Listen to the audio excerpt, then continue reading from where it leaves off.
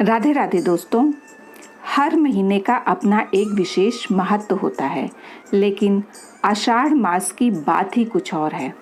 यह महीना न केवल मौसम परिवर्तन का संकेत देता है, बल्कि आध्यात्मिक साधना का भी विशेष समय होता है।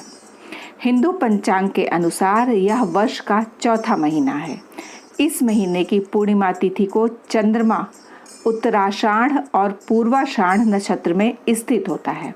इसी कारण से इसे आषाढ़ कहा जाता है। इस समय वर्षा ऋतु की भी शुरुआत होती है और धरती पवित्र जल से अभिसिंचित होकर हरियाली से ढक जाती है।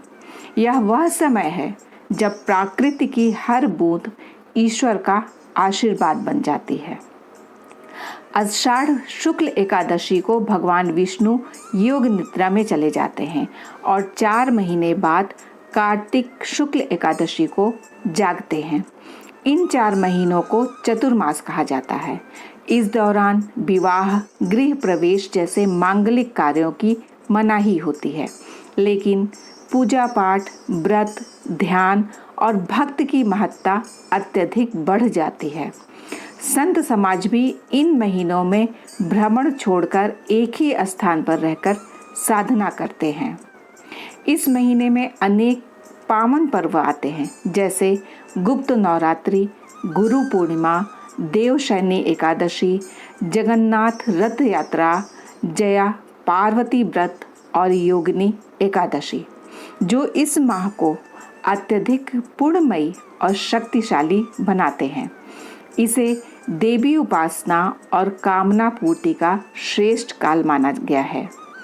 आषाढ़ मास इस वर्ष की शुरुआत 12 जून से होगी और इसकी समाप्ति 10 जुलाई को होगी। इसके बाद सावन मास का शुभारंभ होगा। इस माह में विशेष रूप से भगवान विष्णु, सूर्य देव और तुलसी माता की पूजा करनी चाहिए।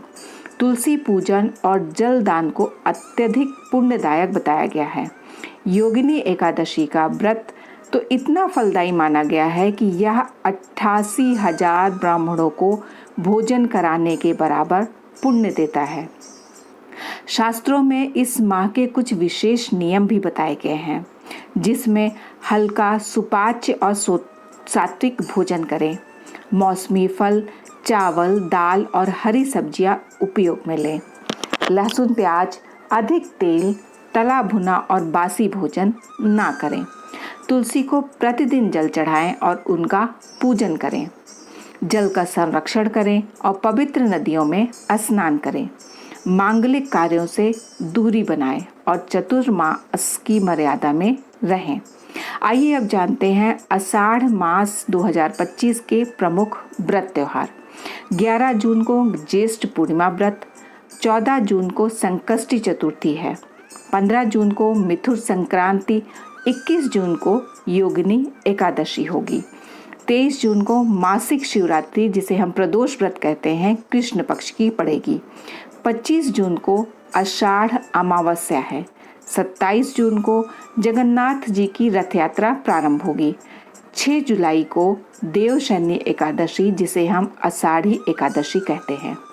8 जुलाई को शुक्ल पक्ष का प्रदोष व्रत होगा और 10 जुलाई को गुरु पूर्णिमा, जिसे हम आषाढ़ी पूर्णिमा कहते हैं, उसका व्रत होगा। तो दोस्तों, आषाढ़ मास भक्ति और आत्मिक जागरण का प्रतीक है। यह समय है अपने भीतर झांकने का, तप और साधना से अपने जीवन को श्रेष्ठ बनाने का।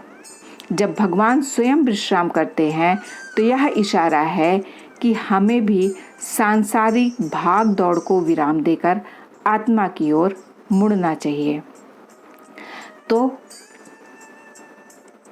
फिर मिलेंगे एक नई उपयोगी ज्ञानवर्धक वीडियो के साथ। तब तक के लिए राधे राधे दोस्तों।